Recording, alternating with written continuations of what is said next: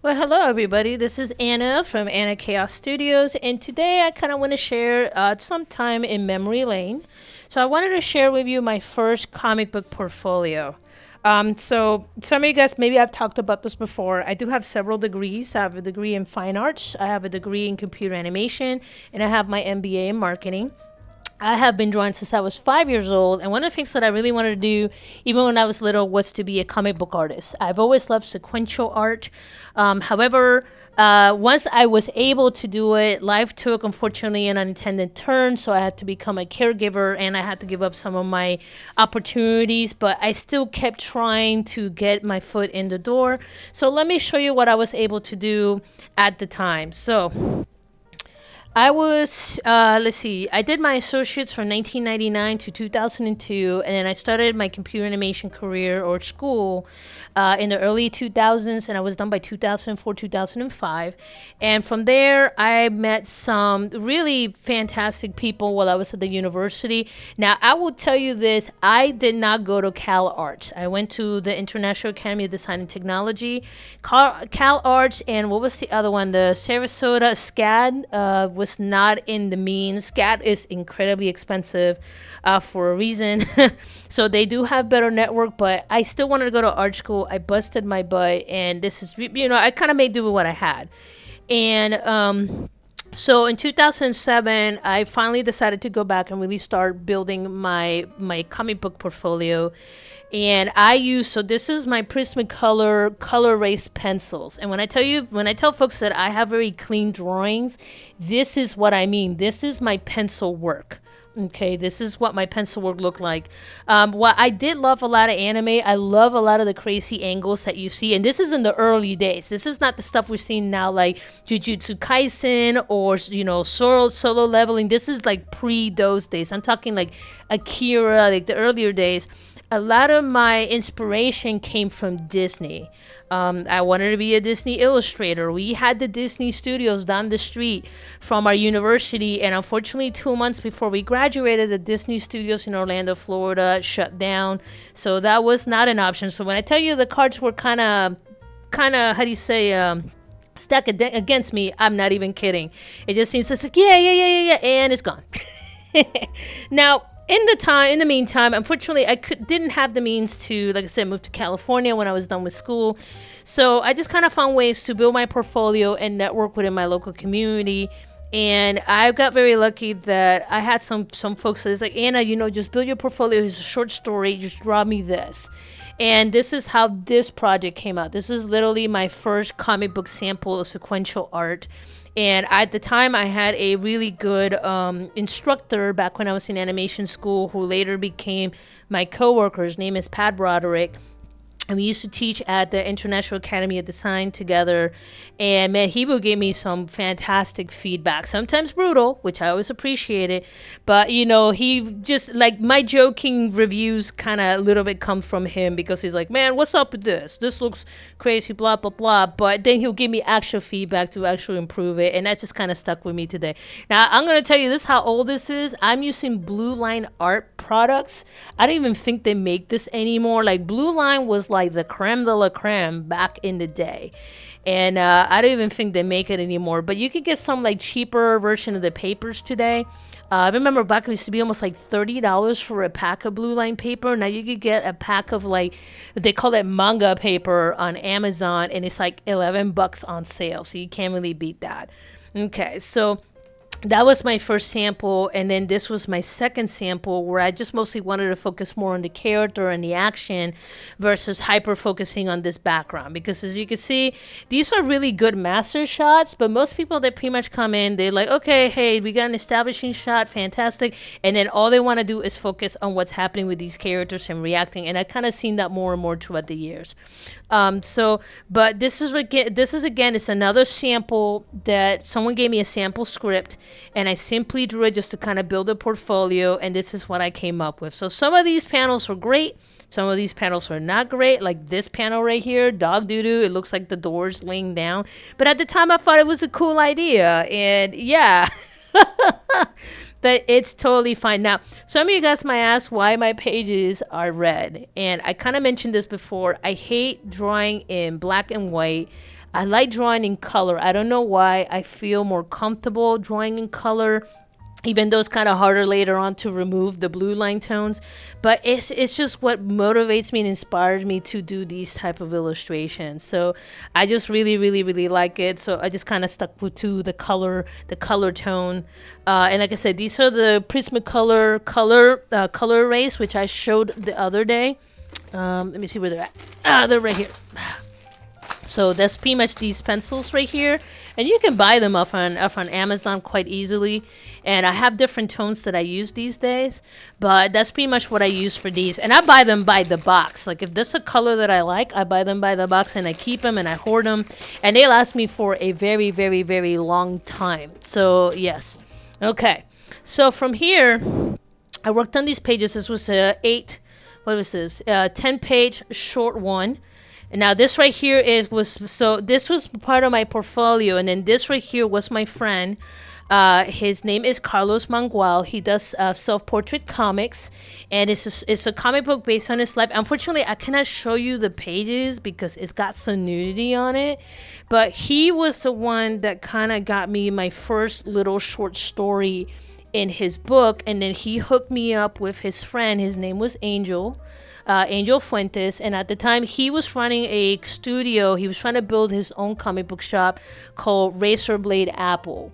Now Razorblade Apple since then has morphed into I believe it's called Panico Press. They're mostly, for what I seem, very active on Instagram. They do have a Facebook, but the Instagram seems to be where they're most active. And they still do, like, I think they just did the Puerto Rico Comic Con, and I believe they do some of the Comic Cons in the East Coast. And they gave me the chance to draw Leviathan. So this was my first full book that I put out. And I'm going to pull it out. I have another copy so this is the one that I like to keep just to kind of show off to people. But I kind of want to show you the 101 comparison. So here is my original line art, pencil work, and then here's the final cover. Now, I did everything in here. I designed the character, I did the line work, I did all the, all the coloring, all that. I did that. The only thing I did not do was the lettering. I don't trust myself to do lettering. My writing looks like chicken scratch, so yep. And as you can see right here, there's my signature, 2009, and right there's my friend Carlos Mangual. He's the one that gave me pretty much my first little tiny gig, and he later on went on to be a letterer for DC Comics, and I believe he's now back out on his own working on the Social Myth. So if you have a comic book that you want lettering, just reach out to him. He's really good, and be willing to pay. Okay, these are artists that got bills to pay. So nobody's like, I'll pay you an exposure. Don't do that. Not cool. But if you need a book color like lettering, he's your man. He's really good at what he does. Okay, so right here I just kind of want to show you the 101 comparison.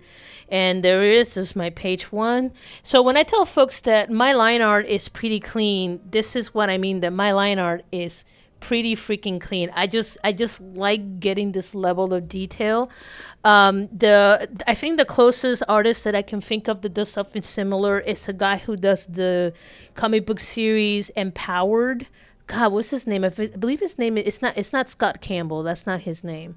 But if you get a chance, look him up. And he does these gorgeous pencil sketches, and they're so solid, they're so clean, they're so dynamic that he doesn't even color them. So you're just reading this absolutely gorgeous just pencil line art, and it's just good enough. And I loved his stuff, so I kind of always kind of like that, keeping my line art very clean and detailed as best as possible. Let me show you guys a few more pages here. Now this page is hilarious, and let me tell you why. So this was a 2-page spread, as you could see.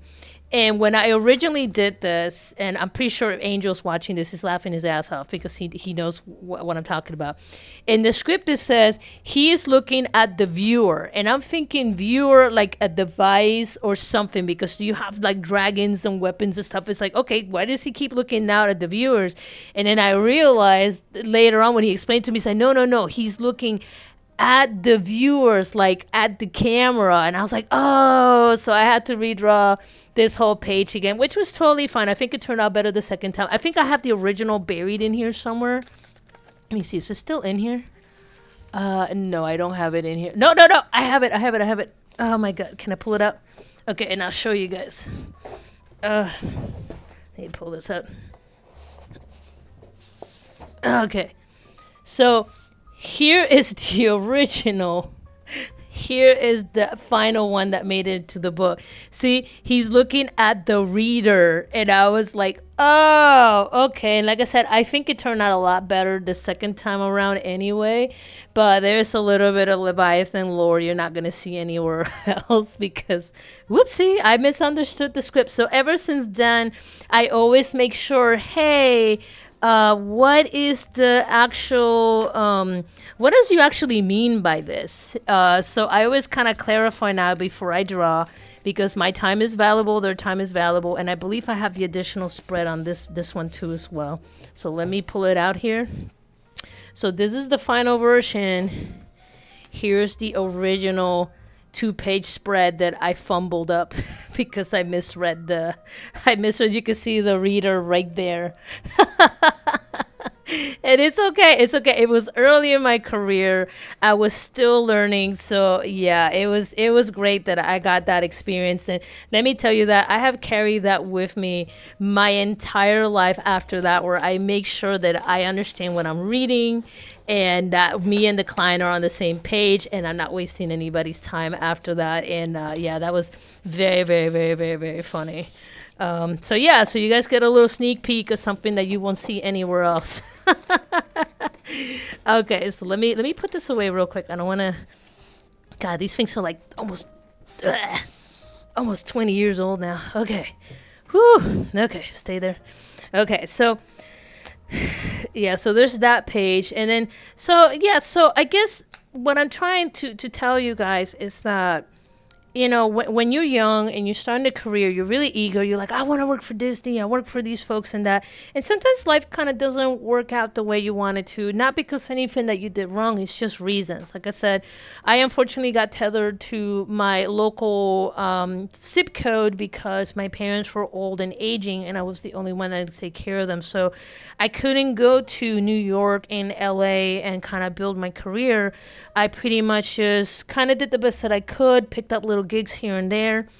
I did eventually make it onto IMDb, and just kind of working for the smaller studios and doing some stuff for overseas remote. And yeah, so I was able to get my foot in the door by simply being flexible about my situation. So yeah, it's okay to aim high, and that is the great goal. But in the meantime, build your portfolio, work your way up. Don't just get hung up. If I don't get to Disney, I don't want to work anywhere else. Well, if I don't work for Wizard, I won't get anything else. Just get some experience and go from there. I guess that's all that I'm trying to say. Now, since then, again, I just keep showing you guys so you guys can see my one-on-one comparison. Here's my pencil line art. Here's the completed version of this. And I still draw like this. I just don't, right now, I have so much going on that I still sit down and I draw. My stuff is pretty clean if I have a project. So, but for right now, I'm just kind of doing everything from illustration, graphic design, branding, and I also do some UX stuff for app development.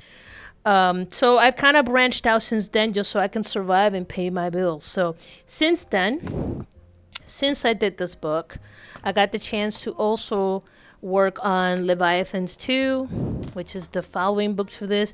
I was able to start my Halion Writer book. This is my top priority this year. I finished drawing the rest of the books. Is just trying to get the funding for the lettering.